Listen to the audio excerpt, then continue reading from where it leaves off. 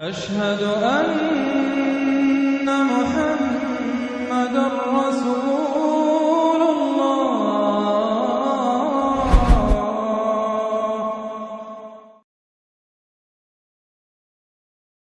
أعوذ بالله من الشيطان الرجيم بسم الله الرحمن الرحيم الحمد لله رب العالمين الرحمن الرحيم مالك يوم الدين إياك نعبد وإياك نستعين اهدنا الصراط المستقيم صراط الذين أنعمت عليهم غير المغضوب عليهم ولا الضالين آمين اللهم صل على محمد وعلى آل محمد كما صليت على إبراهيم وعلى آل إبراهيم إنك حميد مجيد اللهم بارك على محمد وعلى آل محمد كما باركت على إبراهيم وعلى آل إبراهيم إنك حميد مجيد আসসালামু আলাইকুম রহমতুল্লাহি বারাকাতুহু।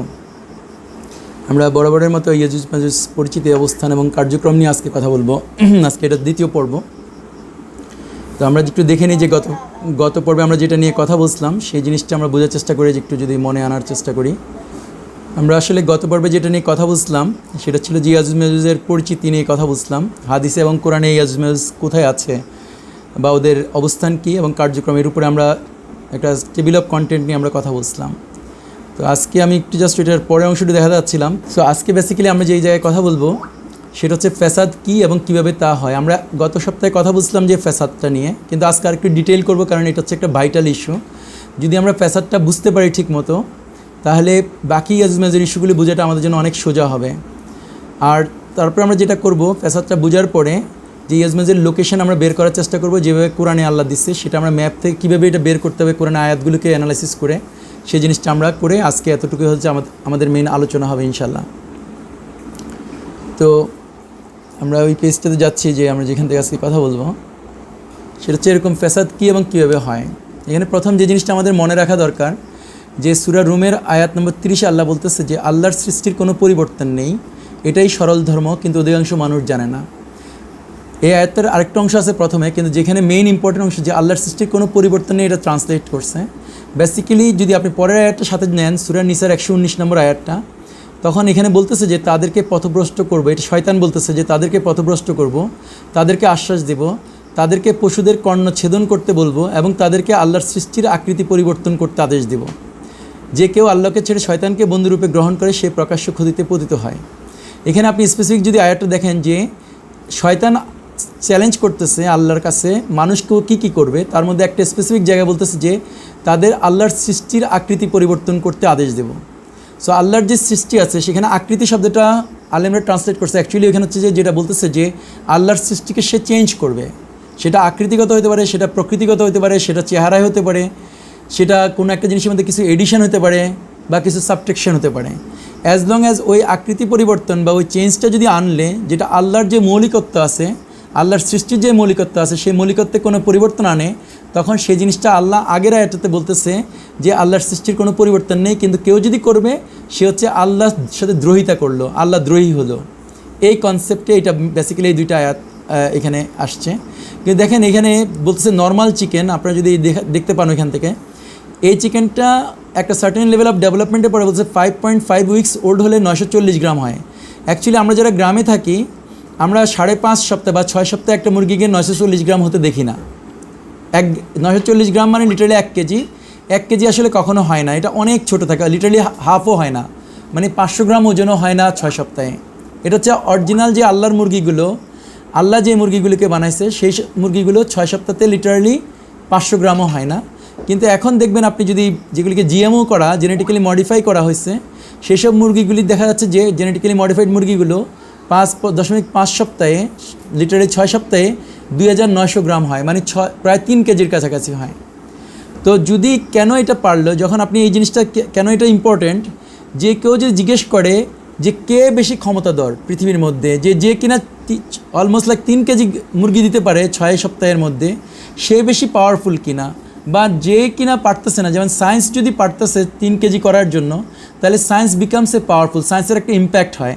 সো যেই ছাত্র কলেজে পড়ে বা ইউনিভার্সিটিতে পড়ে বা ব্যবসা করতে যায়, সে দেখে যে এটা অনেক বেশি উত্তম যে 6 সপ্তাহে একটা মুরগিকে 3 কেজি পাওয়া, তাহলে আমি 3 কেজি মুরগির দাম বেশি পাবো, 3 কেজি থেকে আমি বেশি মাংস পাবো। সো সে ওইটার দিকে ড্রাইভ হয় এবং সেভাবে সে কী করে ফ্যাসাদের মধ্যে জড়ায়। তো আমরা এটা একটু উদাহরণটা আরেকটু ডিটেইল করি, মানে এটা একটা জাস্ট উদাহরণটা। যেমন জেনেটিক্যালি মডিফাইড মুরগিটা ফ্যাসাদ হয় কখন, যখন জেনেটিক্যালি মডিফাইড মুরগি নেয় সে যদি আমরা খাওয়া শুরু করে তখন দেখা যাচ্ছে আমরা ওই ধরনের মুরগি খাওয়ার কারণে মানুষের মধ্যে ক্যান্সার হয়, মানুষের গ্যাস্ট্রিক হয়, মানুষের ডায়াবেটিস হয়। এই রোগগুলো এই লেভেলে আগে ছিল না। যখন জেনেটিক্যালি মডিফাইড মুরগি ছিল না বা ব্রয়লার মুরগি ছিল না, এখন থেকে লেটস সে 50 বছর আগে, 30 বছর আগে, 40 বছর আগে, তখন মানুষের এখনকার পরিমাণ যে পরিমাণ ক্যান্সারে আক্রান্ত রোগী আছে, ক্যান্সারে গ্যাস্ট্রিক আক্রান্ত রোগী আছে বা ডায়াবেটিস আক্রান্ত, সেই পরিমাণ তখন ছিল না। এবং যেহেতু আমার ক্যান্সার হয়, গ্যাস্ট্রিক হয় বা ডায়াবেটিস হয়, তখন আমি ওষুধের উপর নির্ভর করে আমি বাঁচতে চাই এবং চিকিৎসকের উপর আমি নির্ভর করি। সো ক্যান্সার হলে সে আর কোনো ট্রিটমেন্ট মনে করে না যে আছে, এটা কিছুই করার নাই ওরা মনে করে। সো ওরা চিকিৎসকদের দ্বারস্থ হয় বা ওষুধের উপর ওরা ডিপেন্ডেন্ট হয়। সো এটা হচ্ছে একটা ভাইটাল জিনিস যে কেন আমি চিকিৎসক বা ওষুধের উপর ডিপেন্ডেন্ট যদি হব, তখন আসলে আমি ডিপেন্ডেন্ট হওয়ার কথা ছিল কার কাছে? আমার ডিপেন্ডেন্ট হওয়ার কথা ছিল আল্লাহর কাছে, কিন্তু আমি এখন ডিপেন্ডেন্ট হচ্ছি বিকজ অফ জেনেটিক্যালি মডিফাইড মুরগি খাচ্ছি। তার জন্য আমি ক্যান্সার হলো আমার, গ্যাস্ট্রিক হলো আমার, ডায়াবেটিস হলো আমার বা এই জাতীয় রোগ হয়, এবং সেই রোগ হওয়ার কারণে আমি চিকিৎসক বা ওষুধের উপর নির্ভর করি। সো যখন আমি এটা হই তখন একটা ডিবেট হয়। ওলামাদের মধ্যে একটা গ্রুপ বলতে থাকে যে না, আপনি এরকম ওষুধ খেতে পারবেন না, ওই চিকিৎসকের কাছে যেতে পারবেন না, আপনি কোরআনের চিকিৎসার সাথে এটা কন্ট্রাডিকশন করতেছে, ওষুধগুলো হারাম ইনগ্রিডিয়েন্টস দিয়ে তৈরি হচ্ছে। সো যখন মুসলমানেরা একটা ডিবেট হয়, মুসলমানরা একটা দুই ভাগ হয়। সো মুসলমানদের মধ্যে 2 মত 3 মত 4 মত হয়। 2 মত 3 মত 4 মত হওয়া ধর্ম নিয়ে যখন 4 মত হয়, এক আলেম বলে যে হ্যাঁ আপনি চিকিৎসকের কাছে যেতে পারবেন, এক আলেম বলবে না আপনি চিকিৎসকের কাছে যেতে পারবেন না, এক আলেম বলবে আপনি এলোপ্যাথি ওষুধ খাইতে পারবেন না কারণ এটা হারাম ইনগ্রিডিয়েন্টস দিয়ে তৈরি, আরেক আলেম বলবে যে না এটা খাইতে পারবেন, এটা জীবন রক্ষার জন্য খাইতে পারবেন। তার মানে হচ্ছে মুসলমানরা তখন 2টা ভাগ হলো, ডিবেট হলো, 3 ভাগ হয়, 4 ভাগ হয়, 5 ভাগ হয়। এইভাবে হচ্ছে ওরা দুনিয়ার মধ্যে কী হয়, ফ্যাসাদ তৈরি করতে শুরু করে। দেন অন্যদিকে হচ্ছে মানুষের অবস্থাটা হচ্ছে এরকম, সে তখন ব্যয় মেটাবার জন্য অতিরিক্ত কাজ করে, কারণ তার যেহেতু অতিরিক্ত চিকিৎসা ব্যয় আছে। যেমন কারো যদি আম্মা যদি অসুস্থ হলো, সেই অসুস্থতার জন্য তাকে রেগুলার ডায়াবেটিস টিকা নিতে হবে, ইঞ্জেকশন নিতে হবে, সে তখন আগে একটা কাজ করতো, এখন সে 2টা কাজ করবে।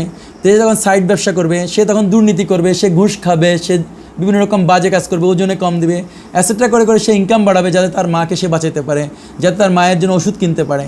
এভাবে সেই আল্লাহর সাথে আবার আরেকটা 2 নম্বরই করলো, এবং সেটা নিয়ে আবার খুব ডিবেট হতে থাকে যে আপনি কি এখন এত সারাদিন কাজ করলেন, সো সারাদিন কাজ করার জন্য আপনি নামাজ ছেড়ে দিলেন, আপনি অমুক জিনিস করতে পারতেছেন না, আগের মতো আপনি দাওয়াতি কাজ করতে পারতেছেন, অ্যাসেট্রা ইস্যু আসে, আপনি ফ্যামিলিকে সময় দিতে পারতেছেন না, সো জামা এবং বউয়ের মধ্যে ঝগড়াঝাটি শুরু হবে, অ্যাসেট্রা হতে থাকে। দেন অন্যদিকে আবার আরেকটা গ্রুপ আসবে, আরেকটা কোম্পানি আসবে, এসে বললো আপনার লাইফ ইন্স্যুরেন্স বা হেলথ ইন্স্যুরেন্স নিতে পারেন। সো ভবিষ্যতে যদি আপনি ডায়াবেটিস হয় তাহলে আপনি কী হবেন, এটা অ্যাসিউর্ড হয়ে থাকলেন। আপনার ওইটা যদি অসুখটা হবে, সেই অসুখের জন্য আপনার জন্য একটা এডিশনাল সেফগার্ড দিল। যেরকম ওষুধ দিল সেফগার্ড, ডাক্তার দিল সেফগার্ড, এরপরে আবার লাইফ ইন্স্যুরেন্স, হেলথ ইন্স্যুরেন্স লো। যখন আপনি আবার লাইফ ইন্স্যুরেন্স নিলেন বা হেলথ ইন্স্যুরেন্স নিলেন, তখন সেটার আবার প্রিমিয়াম দেওয়ার জন্য আপনি এডিশনাল কাজ করলেন বা এডিশনাল দুর্নীতি করলেন, এডিশনাল ঘুষ খাইলেন, এডিশনাল সাইড ব্যবসা শুরু করলেন। সো এটা একটা লুপ। এই যেগুলো যে কমলা রঙের যে অংশটুকু দেওয়া হলো, এই অংশটুকু হচ্ছে আসলে একটা লুপের মতো। সে কন্টিনিউয়াসলি একটা অতিরিক্ত খরচ বাড়াবে, ইয়াজুজ মাঝে সে খরচ বাড়াবে। লাইফ ইন্স্যুরেন্স বা হেলথ ইন্স্যুরেন্স এটা কোনো আলেম বানাবে না, আলেম কখনো আপনাকে ইনস্টিটিউট করতে যাবে না। সে যখন কলেজ ইউনিভার্সিটিতে পড়লো, ইয়াজুজ মাজির স্কুলে পড়লো, ইউনিভার্সিটিতে পড়লো, তখন সে হেলথ ইন্স্যুরেন্স বাজারে বিক্রি করার জন্য নিয়ে আসবে। সে তখন গ্রামেগঞ্জে এখন হেলথ ইন্স্যুরেন্স আছে, লাইফ ইন্স্যুরেন্স আছে, এবং সে হেলথ ইন্স্যুরেন্স বা লাইফ ইন্স্যুরেন্স নেওয়ার জন্য সে কী করে, আরও কাজ করে, আরও দুর্নীতি করে, আরও ব্যবসা করে, আরও অতিরিক্ত কাজ করে, আরও 2টা টিউশনি করে, আরও 2টা প্রাইভেট পড়ায়, এটসেট্রা। সো এবার দেখেন কুফর বা শিরক, সেকেন্ড অংশটুকু এই জায়গাটা লাল কালি যেটা, সেটা হচ্ছে কুফর বা শিরক হয় কীভাবে। তখন একটা সময় এসে যায় যে ছেলে যখন তার মাকে বলে বা তার নিজেকে বলে যে আমি ওষুধ না খেয়ে থাকা উচিত, কারণ এই ওষুধের মধ্যে প্রমাণিতভাবে 95% পৃথিবীর মধ্যে এলোপ্যাথি ওষুধ হচ্ছে হারাম ইনগ্রিডিয়েন্টস দিয়ে তৈরি, এটা হচ্ছে প্রুভেন, রিসার্চ করে দেখা গেছে। কিন্তু সে যখন অনেক বছর খাচ্ছিল বা টিকা নিচ্ছিল, তখন সেই মা বা সেই বাবা বা সেই ছেলে বা সেই ভদ্রলোক সে আর ডায়াবেটিসের জন্য ওই টিকা ছাড়া থাকতে পারে না, ওই ওষুধ ছাড়া থাকতে পারে না, বা ওই ডাক্তার ছাড়া থাকতে পারে না। তখন সে নির্ভর করে, পুরোপুরি তাকে ছেড়ে দেয় আল্লাহর উপরে, আল্লাহর পরিবর্তে ডাক্তারের উপরে, ওষুধের উপর সে নির্ভর করে। যখন সে নির্ভর করে ফেলে পুরোপুরি তাওয়াক্কালতু আল্লাহর পরিবর্তে তাওয়াক্কালতু সে ডাক্তার বা তাওয়াক্কালতু সে মেডিসিন বা ইঞ্জেকশন হয়ে যায়। তখন যখন হয়ে যায় তখন সে অ্যাকচুয়ালি শিরক করে, আর ওইভাবে তার ইবাদতের লিমিটেশনসের জন্য আল্লাহকে দোষারোপ করে। একটা গ্রুপ থাকে তখন বলে আমি কীভাবে নামাজ পড়বো, আমার ডায়াবেটিস, পারি না, এইটা সেটা। তখন সে কেউ আল্লাহকে দোষারোপ করে, আল্লাহ দিছে, আল্লাহতে এই রোগ দিছে, সেই জন্য আমি আর নামাজ পড়তে পারি না, এই ধরনের সে বলে, এবং সে এইভাবে আল্লাহকে দোষারোপও করে বা ইবাদতে তার লিমিটেশনস তৈরি হয়, এবং সে কোশ্চেনিং করতে শুরু করে যে কেন আল্লাহ এই রোগ দিল, এটসেট্রা, যেটা কিনা এক কাইন্ড অফ শিরক হয় বা আল্লাহর অথরিটির উপরে চ্যালেঞ্জ করা হয়। নিচের যে 3টা প্রশ্ন এখানে আমি রাখলাম, এই ধরনের প্রশ্নগুলো হচ্ছে যে দেন দাজ্জালের লোকেরা দাজ্জালের স্কুলে ইউনিভার্সিটিতে পড়ার জন্য দে বিকাম নাস্তিক। তখন সে নাস্তিক বা ওরা অ্যাগনোস্টিক হয়, সন্দেহবাদী হয়, বা ওরা হচ্ছে লাইক মডার্ন ছেলে হয়, মডার্ন আধুনিকতা অ্যাডপ্ট করে। সে আধুনিকতা অ্যাডপ্ট করার কারণে সে প্রশ্ন করে কে সুস্থ করে, এটাকে আল্লাহ সুস্থ করে না ওষুধ সুস্থ করে। যে কোনো স্যানিটি সম্পন্ন লোক যারা দুনিয়াকে ভালোবাসে, দুনিয়া দিয়ে চিন্তা করে, তারা বলে যে ওষুধ না খেলে আমি বাঁচবো কেমনে, ওষুধ না খেলে আমি সুস্থ হবো কেমনে। যদি বলে যে কে হালাল বা হারাম করে, তখন দেখা যাচ্ছে হালাল হারাম করতেছে আসলে ডাক্তার একটা হারাম ইনগ্রিডিয়েন্টস তৈরি, কিন্তু সে হ্যাপেন টু বি মুসলিম, সে নামাজও পড়ে, কিন্তু সে প্রেসক্রিপশনে লিখে দেয় অমুক টিকাটা দেন।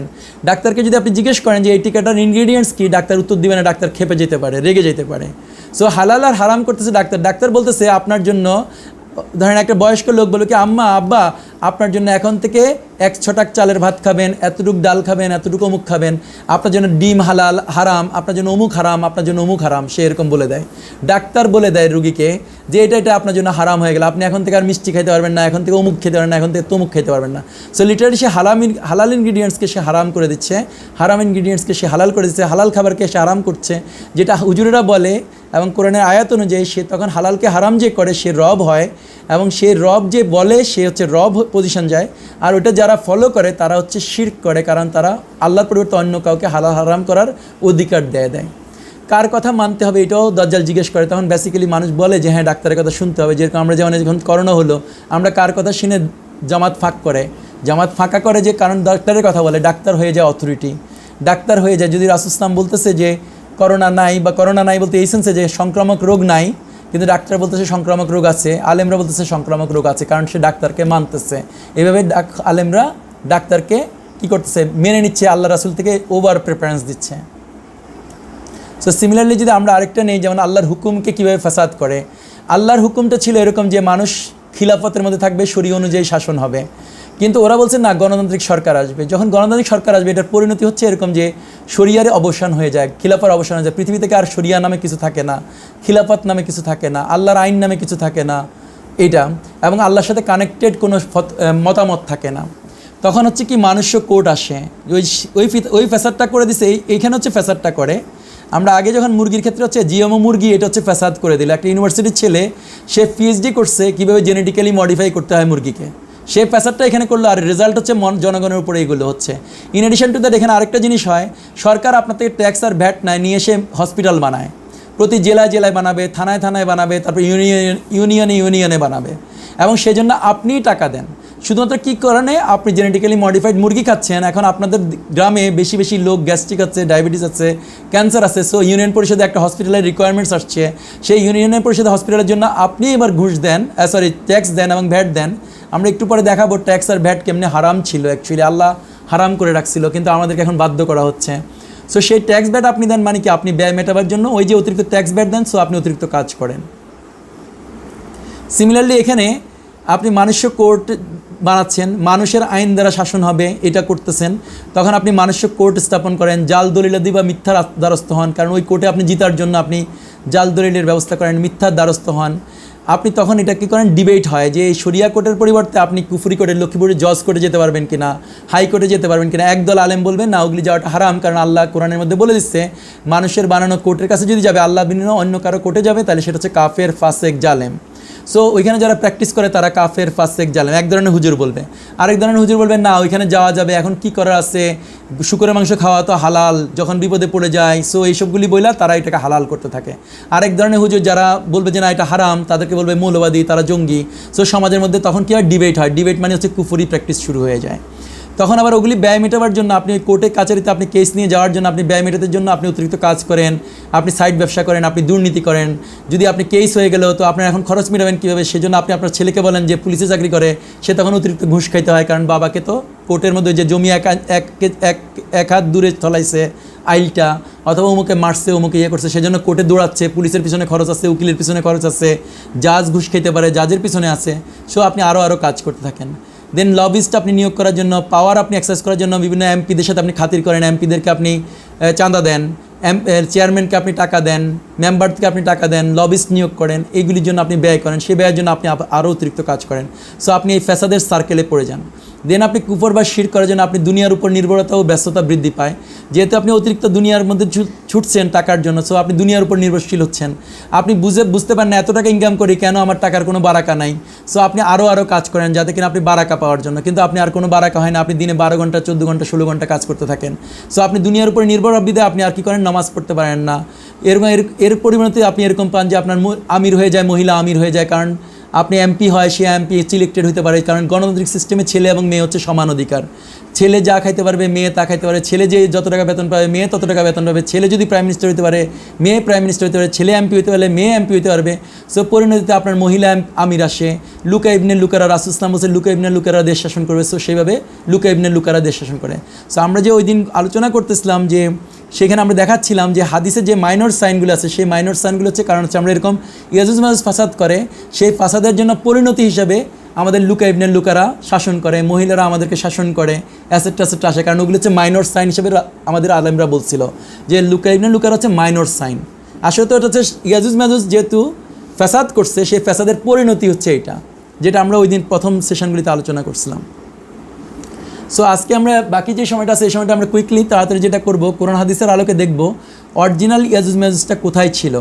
সো সেটার জন্য আপনারা যারা পড়ে আসছেন তারা তো জানার কথা যে সূরা কাহাফ হচ্ছে এই সূরাটা 18 নম্বর সূরা কাহাফের অরিজিন হচ্ছে যে রাসূল ইসলামকে সন্দেহ করছিল যে রাসূল ইসলাম নবী কিনা। মক্কার কুরাইশরা সন্দেহ করার কারণে তারা ইহুদিদের কাছে গেছে মদিনাতে, যেহেতু তাদের কাছে কিতাব আছে, তারা নবী সম্পর্কে জানে। তাদের কাছে গেলে পরে ওরা বলছে তোমাদের নবীকে, আমাদের কাছে একজন লোক আসছে যে লোকটা আমাদেরকে বলে ওর নবী, আমরা কি দিয়ে বুঝবো উনি নবী কি নবী না। তখন ইহুদিরা ওনাকে 3টা প্রশ্ন করছিল।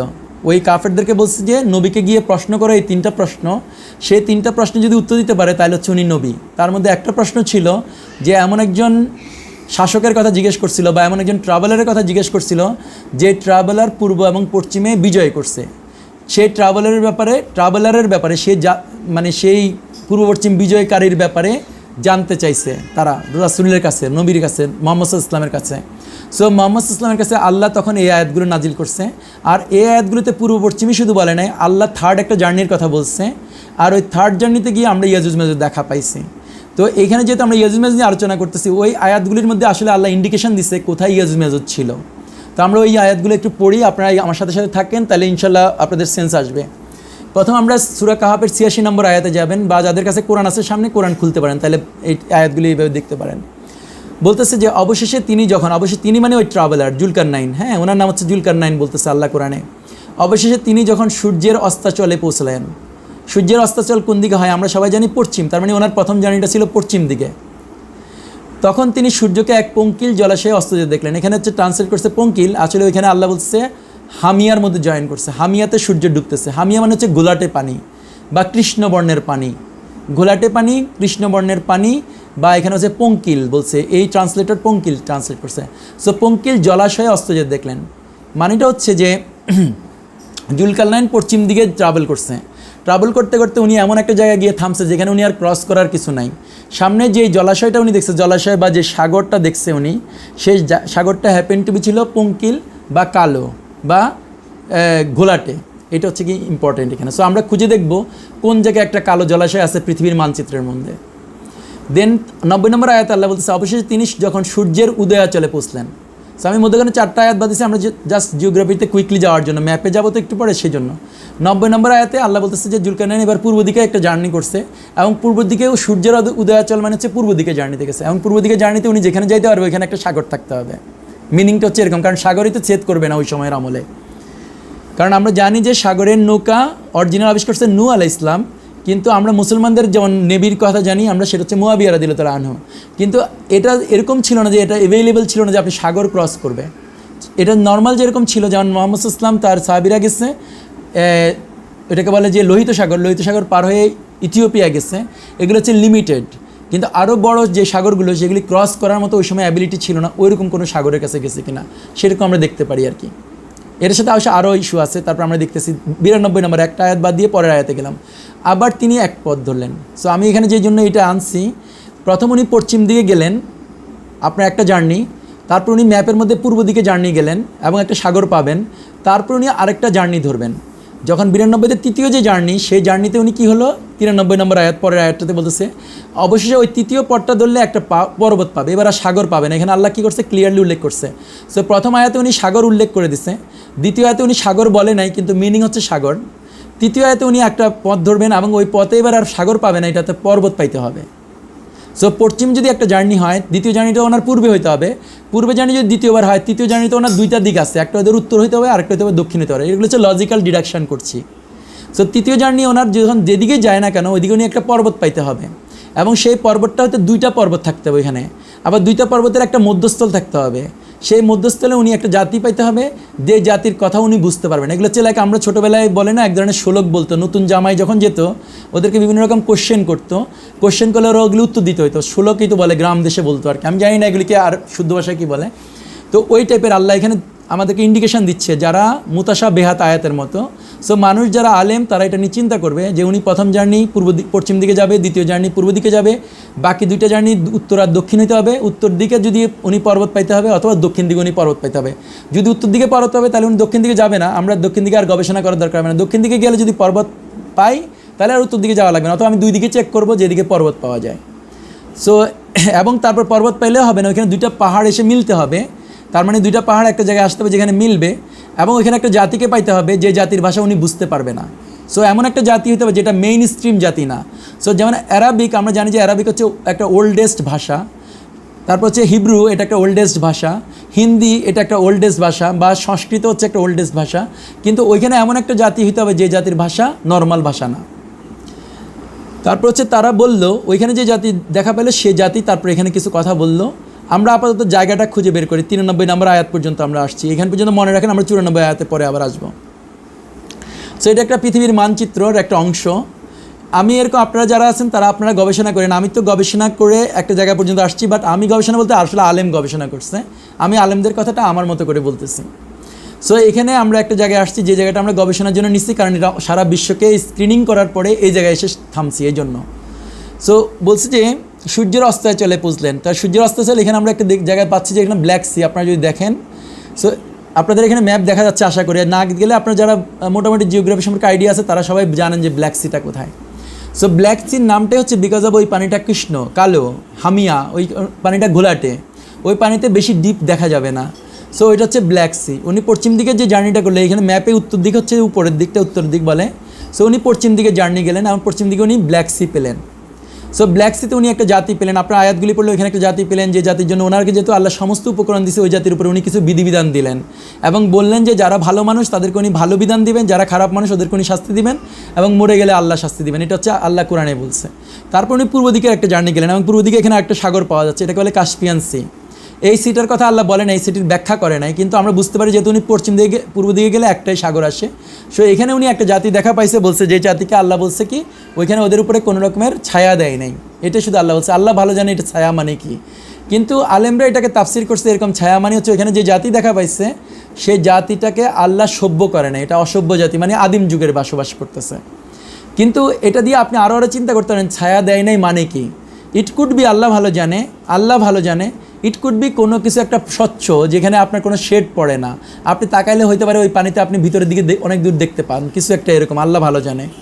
ইট কুড বি স্বচ্ছ মিন করছে, ইট কুড বি, এটা আমি যখন বলতেছি আমি এটা কোনো ডেফিনিট না, it's a matter of like চিন্তা করার বিষয়, যে আল্লাহ ছায়া দেয় নাই এই শব্দটা দিয়ে আল্লাহ কী বোঝাতে যাচ্ছে।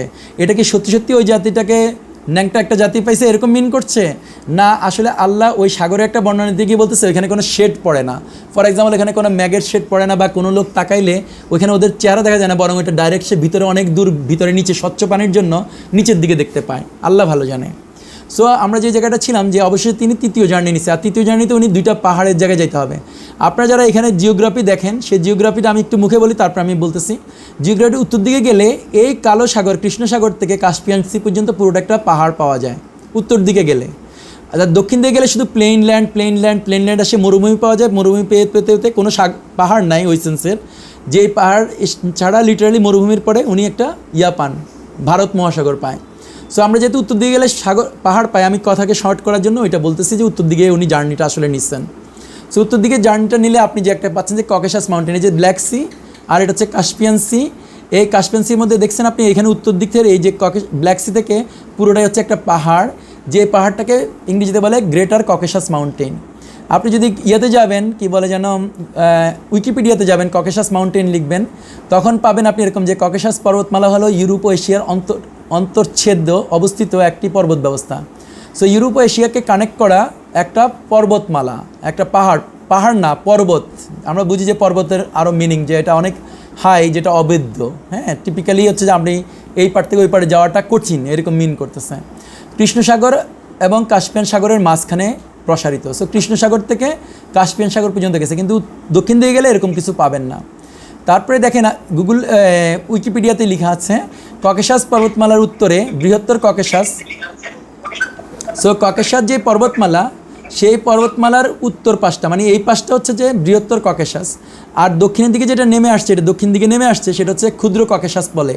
সো আমাদেরকে আল্লাহ বলছে দুইটা পর্বতমালা বলছিল না এখানে, এই জায়গায় দেখছেন, খেয়াল করছেন, দুই পর্বত প্রাচীরের মধ্যস্থলে। হ্যাঁ, মানে দুইটা পর্বতের প্রাচীর যেটা মধ্যস্থল, তার মানে হচ্ছে যে উত্তর ককেশাস মাউন্টেন, বৃহত্তর ককেশাস মাউন্টেন আর ক্ষুদ্র ককেশাস মাউন্টেন, এই দুইটার মধ্যখানে গিয়ে জুলকারনাইন উপস্থিত হচ্ছে। ওই যেটা মধ্যখানকে দুইটা মিলছে সে জায়গাটাকে ইংরেজিতে বলে দারিয়াল গর্জ। হ্যাঁ, সো অবশেষে যখন তিনি দুই পর্বত প্রাচীরের মধ্যস্থলে পৌঁছলেন, তো দুইটা পাহাড় যেখানে সে মিলছে, এদিক থেকে একটা পাহাড়ের এটা মিলছে এখানে, আর এখান থেকে একটা, তাহলে এই দুইটার মধ্যখানে একটা পথ আছে, যে পথটাকে এখনকার ইংরেজি ভাষায় আমরা বলি যে দারিয়াল গর্জ। সো আমরা এই দারিয়াল গর্জটা দেখেন এরকম, এটা হচ্ছে দারিয়াল গর্জের এখনকার ছবি, আর এটা হচ্ছে অনেক সবচেয়ে ওল্ডেস্ট একটা ছবি।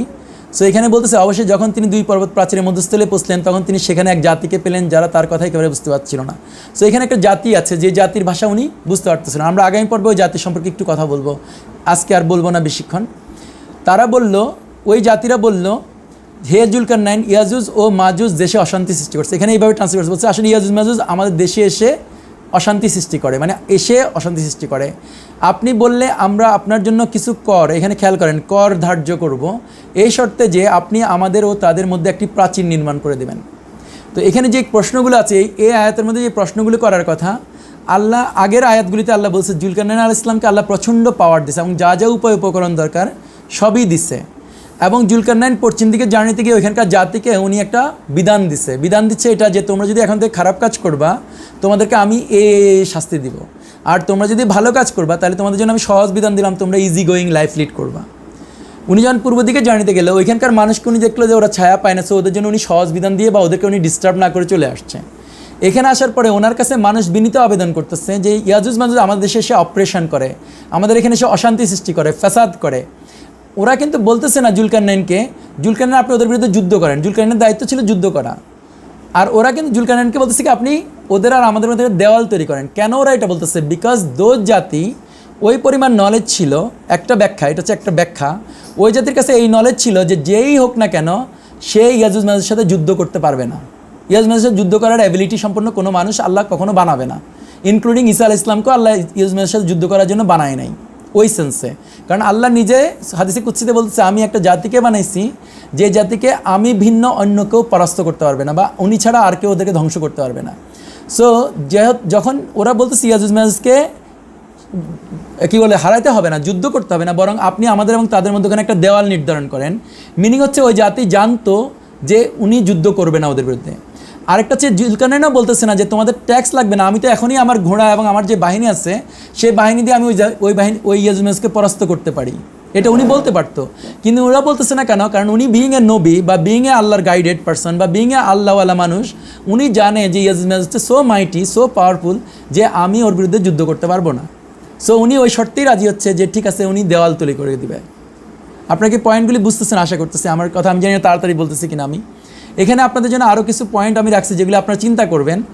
এখানে যখন বনি ইসরায়েলি ইহুদিরা আল্লাহ রাসূলের কাছে বলছে দুইটা প্রশ্ন করছে, পূর্বের জার্নি এবং পশ্চিমের জার্নি, কেন ওরা এর বাইরে বলে নাই? কারণ ওদের কাছে কি এরকম কোনো নলেজ ছিল কি না যে একজন গ্রেট ট্রাভেলার আছে, সেই ট্রাভেলার জানে ওই ট্রাভেলার যে জার্নি করছে সেই ট্রাভেলার সম্পর্কে যদি জানা যায় তাহলে ওরা বুঝতে পারবে, ওদের যে এই কোশ্চেন আছে মনের মধ্যে সেই কোশ্চেন ওরা বুঝতে পারবে। যেটা আমার এই কোশ্চেনটা আমি এখানে লিখছি নিচে 3 নম্বরে যায়।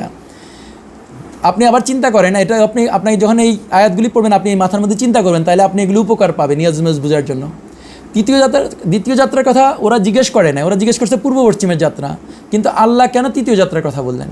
তাহলে আল্লাহকে কোনো কারণে এক্সপোজ করতে যাচ্ছিলেন কিনা, যেহেতু আখেরি নবী আসছে মোহাম্মদ ইসলাম, আর আখেরি নবীর মাধ্যমে উনি ওরা কোথায় আছে, ওই ইয়াজুজ মাজুজ কোথায় আছে সেই জিনিসটা মানুষের কাছে উন্মুক্ত করতে যাচ্ছেন, বনি ইসরায়েলের কাছেও, ইহুদিদের কাছেও, মুসলিমের কাছেও, সারা বিশ্ববাসীর কাছে। সো আল্লাহ এই জন্য তৃতীয় যাত্রাটার কথা জিজ্ঞেস না করা সত্ত্বেও আল্লাহ কোরআনে বলছে। নর্মালি হচ্ছে আল্লাহ কখনো অতিরিক্ত ওয়ার্ড ইউজ করে না কোরআনে, কিন্তু এখানে এসেই উনি অতিরিক্ত একটা কাহিনীই বলছে।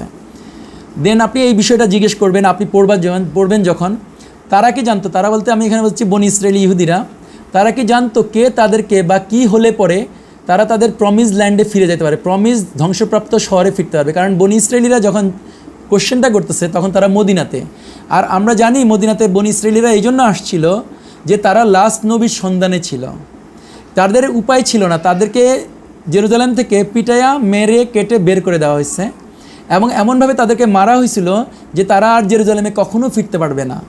সেটাও আল্লাহ কোরআনে বলে দিচ্ছে, আমরা অন্য সূরাতে জানি। যেমন আমি এখানে কয়েকটা রেফারেন্স দিচ্ছি, সূরা বনী ইসরাঈল 4 নম্বর থেকে 8 নম্বর আয়াত পড়লে আপনারা জানতে পারবেন যে আল্লাহ বলতেছে ওদেরকে আল্লাহ মেরে কেটে বের করে দিচ্ছে, এবং ওরা তখন ওই যে মেরে কেটে বের হওয়ার জন্য দ্বিতীয়বার যখন ওদেরকে বের করছে, তখন ওদের একটা গ্রুপ আল্লাহ রাসূলের জন্য, প্রমিস নবীর জন্য ওরা এসে মদিনাতে বসবাস করতেছিল এবং খাইবারে বসবাস করতেছিল। সো ওরা যদি কুরাইশদেরকে প্রশ্ন করতেছে, মিনিং হচ্ছে যে তারা জানতে চাচ্ছে কখন আমরা আমাদের প্রমিস ল্যান্ড জেরুজালেমে ফিরতে পারবো। তখন আল্লাহ সেটা আবার এখানে বলতেছে, তারা জানতো কিনা যে তাদের কিতাবের মধ্যে লেখা আছে কিনা, যেটা গবেষণার বিষয়, যে সূরা আম্বিয়ার 95 এবং 96 নম্বর আয়াতে আল্লাহ বলতেছে যখন জেরুজালেমকে ধ্বংস করা হয়েছে, লিটারাল মানে হচ্ছে এরকম, জেরুজালেমকে ধ্বংস করা হয়েছে এবং জেরুজালেমে ওদেরকে ফিরাটা হারাম করে দিছে, ওই ফিরাটা তখনই শুধু ওরা ফিরতে পারবে যখন আল্লাহ ইয়াজুজ মাজুজকে পৃথিবীর কন্ট্রোলে নিতে দিবে বা পৃথিবীর মধ্যে ছড়াই দিতে দিবে। 96 নম্বর আয়াতে বলতেছে এটা। সো যদি তাই হয় তাহলে ইহুদিরা এই প্রশ্নটা করার রিজনটা হচ্ছে এটা যে ওরা জানতে চাচ্ছে ওই ইয়াজুজ মাজুজের কথা, যাদেরকে যদি ছাড়া পায় তাহলে ওরা ওইখানে ফিরতে পারবে। সো ওই ব্যাপারে ওরা ইনফরমেশন জানতে চাচ্ছে, ইনফরমেশন গ্যাদার করতে যাচ্ছিল। সো আমরা এখানের পরে যে জায়গাটা আসছি, এই জায়গায় এখানে আপনারা দেখতে পাচ্ছেন যে দারিয়াল গর্জ, এই দারিয়াল গর্জ সম্পর্কে আমি একটু কথা বলি। দারিয়াল গর্জ হচ্ছে একমাত্র রাস্তা ককেশাস মাউন্টেন, যেটা আমরা বললাম যে ব্ল্যাক সি থেকে কাস্পিয়ান সি পর্যন্ত আছে, এখানে পুরোটা পর্বত দিয়ে, এটা কোনোভাবে ক্রস করা সম্ভব না আদার দেন এই একটা রাস্তা। এটা একটা অনেক পুরনো রাস্তা, সেই পুরনো রাস্তা দিয়ে এই পার থেকে এই পারে যাওয়া যায়।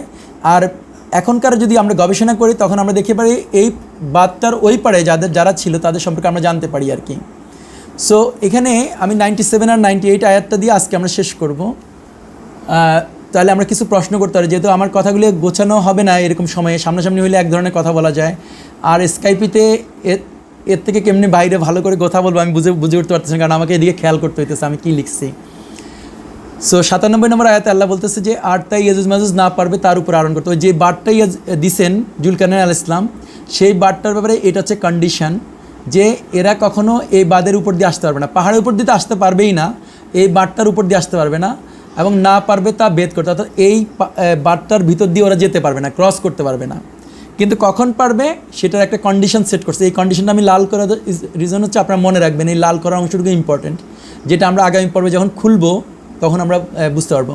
জুলকারনাইন বললেন এটা আমার পালনকর্তার অনুগ্রহ, যখন আমার পালনকর্তার প্রতিশ্রুত সময় আসবে। সো একটা নির্দিষ্ট একটা টাইম আছে, সেই টাইমে কী হবে, একে চূর্ণ বিচূর্ণ করে দিবেন বা এর সাথে মাটি, অন্য ট্রান্সলেশন আছে মাটির সাথে মিশিয়ে দিবেন, এবং আমার পালনকর্তার প্রতিশ্রুতি সত্য। সো এখান থেকে আমি যে জায়গাটা সামারি করতেছি আপনাদেরকে, সেই সামারিটা হচ্ছে যে জুলকারনাইনকে বাঁধের কথা বলা আছে, আর সেই বাঁধটা আমরা বের করছি কোথায় আছে, সেই বাঁধটা হচ্ছে যে ককেশাস মাউন্টেনের সাথে এখানে আমরা এই জায়গাটা কনক্লুশন করছি। সো এই ককেশাস মাউন্টেন, এখানে যে বাঁধটা ককেশাস মাউন্টেনের দুইটার মধ্যখানে দারিয়াল গর্জ, সেই দারিয়াল গর্জের দুইটা পাহাড় এসে মিলছে, ওইখানে একমাত্র পথ আছে যেটাতে আমরা দক্ষিণ দিক থেকে উত্তর দিকে যেতে পারি। সো দক্ষিণ দিক থেকে উত্তর দিকে যাইতে হলে মানুষগুলো দক্ষিণ দিকে হবে, কারণ হচ্ছে ব্ল্যাক সিটা ককেশাস মাউন্টেনের ওই পারে কোনো ব্ল্যাক সিটা নাই, ব্ল্যাক সিট হচ্ছে ককেশাস মাউন্টেনের দক্ষিণ দিকে আছে, যার জন্য ডেফিনেটলি আমরা জানি ককেশাস মাউন্টেন দক্ষিণ দিকে ছিল। প্লাস হচ্ছে যে আপনি রাসূলুল্লাহ সাল্লাল্লাহু আলাইহি ওয়াসাল্লাম দক্ষিণ দিকে আছে, কারণ হচ্ছে যে রাসূল ইসলাম মদিনাতে আছে, আর মদিনাটা হচ্ছে যে দক্ষিণ দিকে।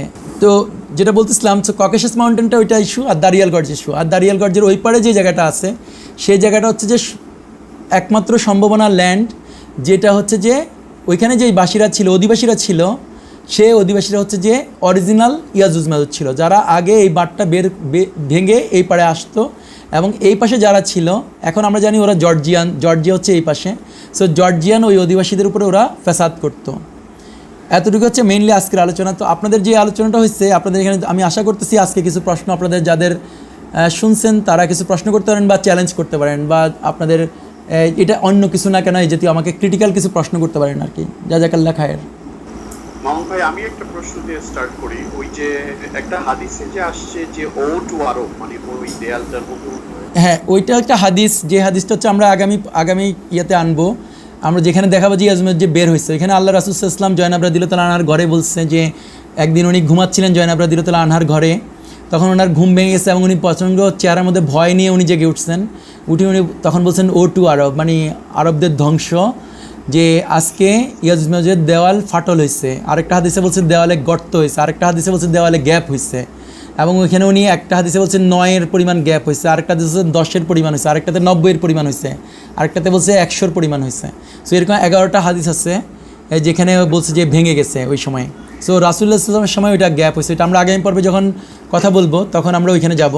আজকে আমি যে জায়গাটা শুধু লোকেট করার জন্য আপনাদেরকে বলতেছিলাম সেটা হচ্ছে যে জুলকারনাইন আলাইহিস সালাম দেওয়ালটা কোথায় বানাইছে সেটা যদি আমরা লোকেট করতে পারি তাহলে ওই দেওয়ালের একটা পাশে থাকবে যে ইয়াজুজ মাজুজ, আরেকটা পাশে থাকবে সাধারণ মানুষ যাদের উপর ওরা ফ্যাসাদ করতেছিল। সো যদি আমরা লোকেট করতে পারি, রাইটলি দেওয়ালটা লোকেট করতে পারি, তাহলে আমরা ওই পাশের জাতিকে জানতে পারবো, আর ওই সবচেয়ে জাতিটা হবে ইয়াজুজ মাজুজ।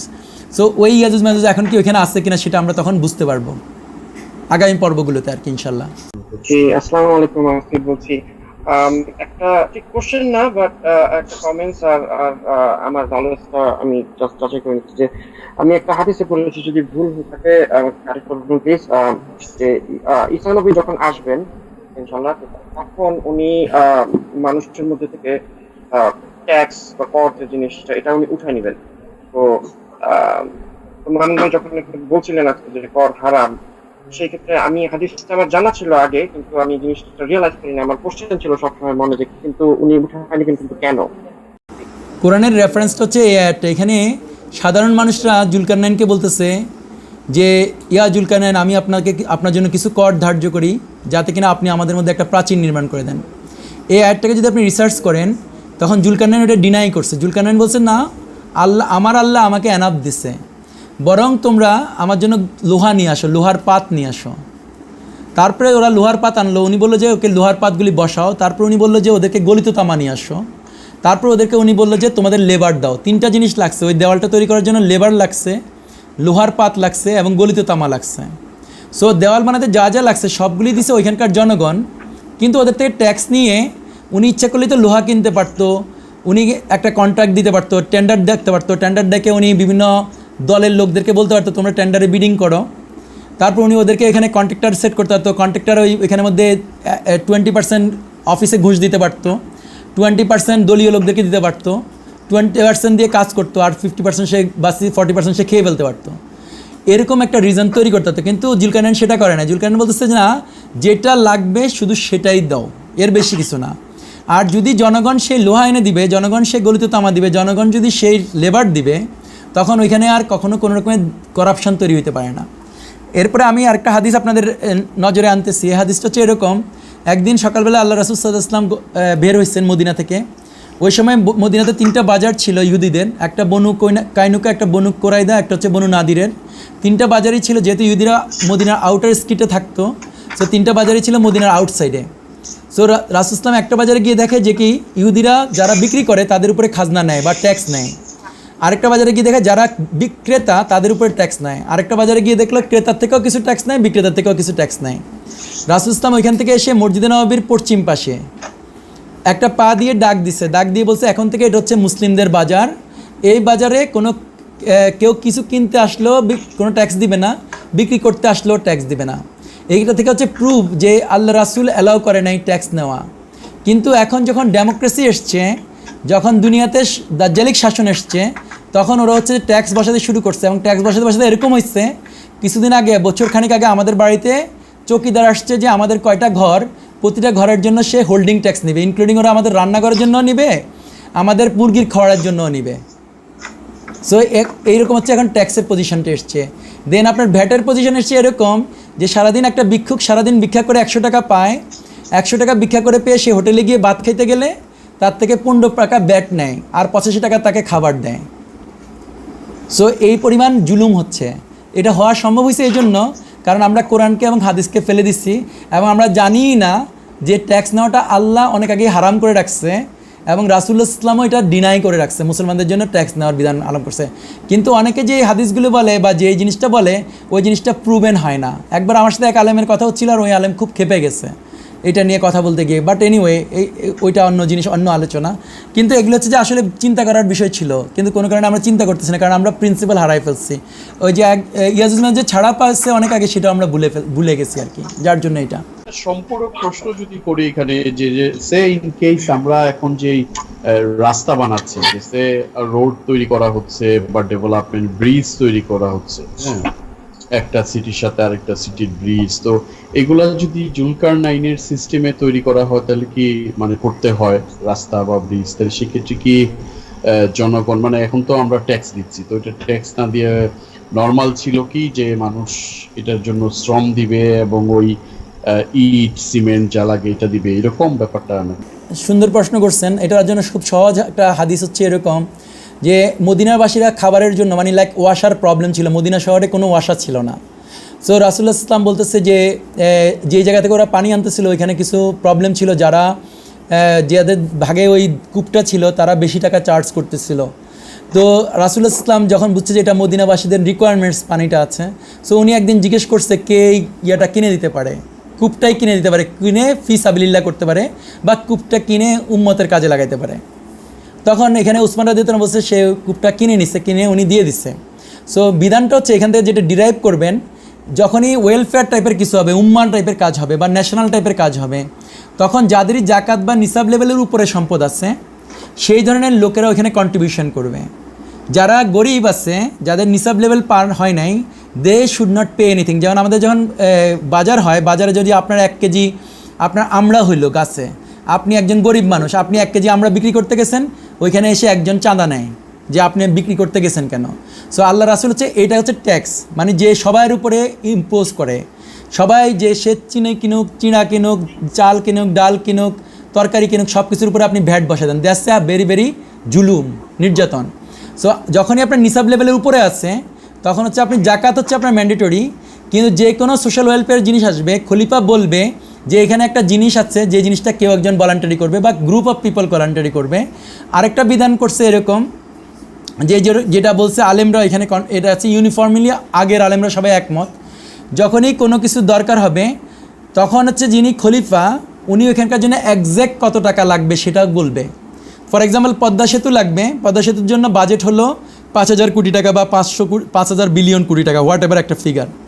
তখন উনি খলিফা বলবে যে এদেশে যারা নিসাব লেভেলের উপরে আছে তাদের উপরে ওই পরিমাণ উনি কর ধার্য করতে পারবে, যেই পরিমাণ কর ধার্য করলে ওই 5,000 বিলিয়ন টাকা হয়, এর উপরে যেন হবে না। যদি পদ্মা সেতু করার পরে যদি 100 টাকা রয়ে গেল, এই 100 টাকা ওদেরকে ফেরত দিতে হবে। আর 100 টাকার যদি পরে আরও লাগলো তাহলে আবার ওদের উপরে নতুন করে ট্যাক্স বসাবে, কিন্তু কন্ডিশন হচ্ছে যাদের নিসাব লেভেলের উপরে আছে এবং তাদের উপরে যখন এটা বসাবেও তখন ওইখানে যেন জাস্টিস থাকে। ফর এক্সাম্পল যার যেরকম অনুপাতে টাকা সেই অনুপাতে আসবে, যেরকম জাকাতের উপরে 2.5% বলছে ওইরকম একটা কন্ডিশনে আসতে হবে, তখন হচ্ছে এটা হালাল হবে। কিন্তু যদি গরিব মানুষের উপরে সিনেমা হলের টিকিটের উপরে আবগারি শুল্ক, তারপর হচ্ছে যে যখন মাল ইম্পোর্ট হচ্ছে সে মালের উপরে ট্যাক্স, দ্যাটস নট পারমিটেড। এইভাবে এখন যেভাবে আছে সেভাবে পারমিট না, যেন একজন গরিব লোকের উপরে যেন ওইটার বার্ডেন না আসে। আসসালামু আলাইকুম।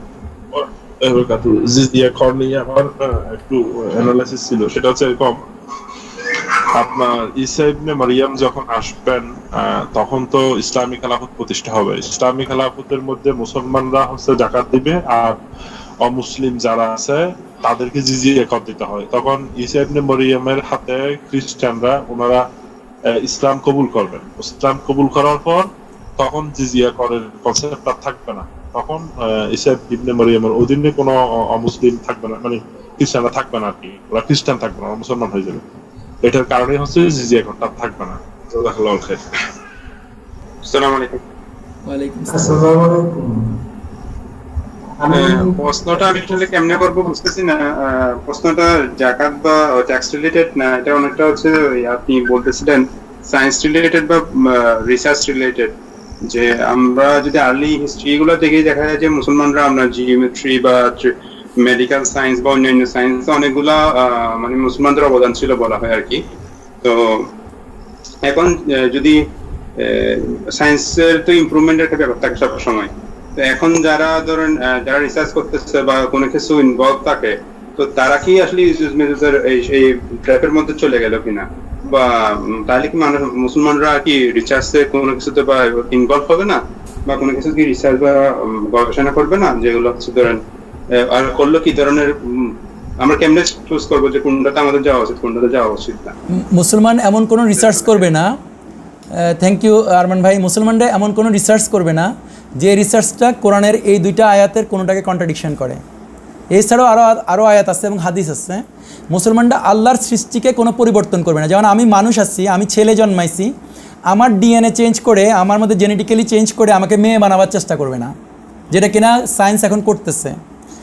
আমার ব্রেনটা নিয়ে বানরের ব্রেনটা আইনা আমার মাথায় ঢুকাবে না, বা আমার ব্রেনটা নিয়ে বানর ঢুকাবে না, বা কোনো একটা রোবটের মাথায় মানুষের ব্রেন ঢুকাইয়া ওকে আর্টিফিশিয়াল ইন্টেলিজেন্স বলে ওকে করবে না, ওকে সোফিয়া বানাবে না, এবং সোফিয়াকে দিয়ে কখনো নাগরিকত্ব দিবে না সৌদি আরবের, ফাসাদ করবে না সে এরকম। সে মানে অ্যাজ লং অ্যাজ সে আল্লাহর সৃষ্টির কোনো পরিবর্তন করে না। আল্লাহ বানাইছে আপেল, আল্লাহ বানাইছে বড়ই, সে কখনো বড়ইকে আপেলের সাথে মিক্স করে আপেল কুল বানাবে না, এবং বানাবার পরে সে এটা প্যাটেন্টিং করে বলবে না এটা হচ্ছে বাউকুল, বা এটা বাংলাদেশ এগ্রিকালচার ইউনিভার্সিটি বানাইছে, তার মানে বাংলাদেশ এগ্রিকালচার ইউনিভার্সিটি কখনো যেন খালে খাবে না।